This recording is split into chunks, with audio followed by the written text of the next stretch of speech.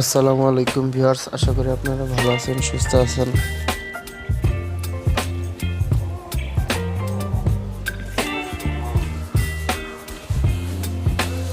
তো ভিউয়ার্স, আজকে আমরা আপনাদেরকে দেখাবো কিভাবে বাসার মধ্যে লাল শাক দিয়ে রুই মাছ রান্না করবেন।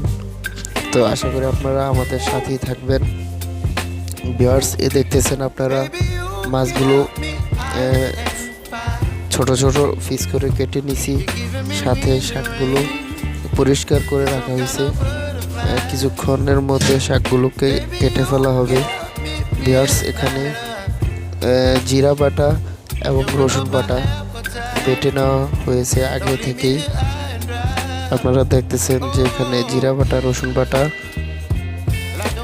তো ভিউয়ার্স, লাল শাকগুলো কেটে নেওয়া হইতেছে। দেখেন, লাল শাকগুলোকে ভালোভাবে কেটে নেওয়া হইতেছে।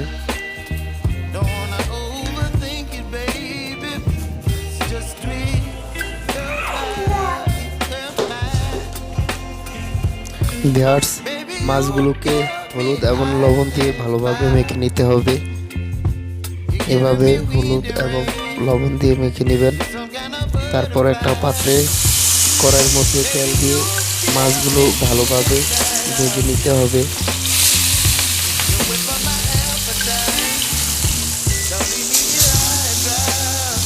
তো মাছগুলোকে ভালোভাবে আপনারা ভেজে নেবেন।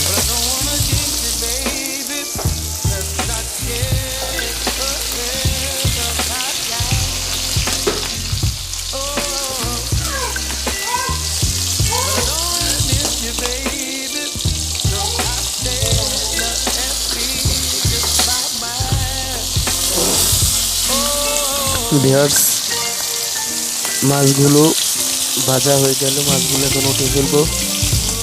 তারপর একটা কড়াইয়ের মধ্যে পরিমাণ মতো তেল নিয়ে নিব। তেল দেওয়া হয়ে গেলে পেঁয়াজ কুচি দিব, রসুন বাটা, জিরা বাটা, তারপর হলুদের গুঁড়া, মরিচের গুঁড়া এবং পরিমাণ মতো পানি অ্যাড করব।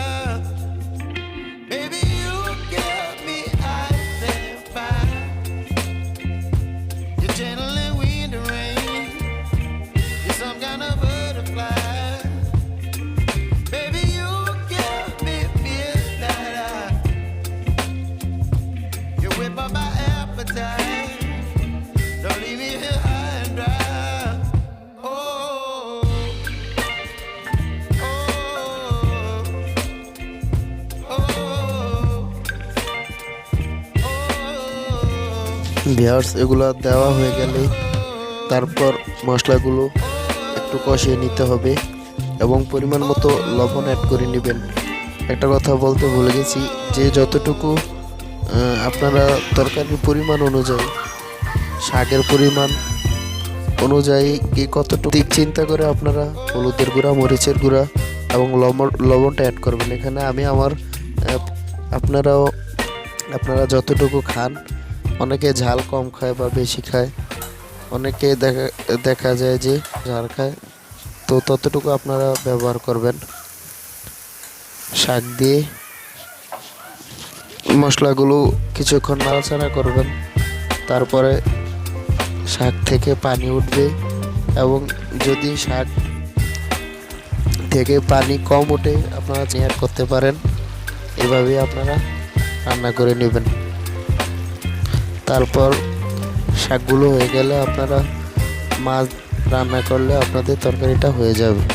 তো ভিউয়ার্স, ধন্যবাদ। আমাদের এই ভিডিওটা যদি ভালো লেগে থাকে তাহলে অবশ্যই লাইক, কমেন্ট, শেয়ার, সাবস্ক্রাইব করবেন। আমাদের পাশে থাকবেন এই ধরনের নিত্য নতুন ভিডিও পেতে। তো ভিউয়ার্স, ভিডিওটা দেখার জন্য অসংখ্য ধন্যবাদ।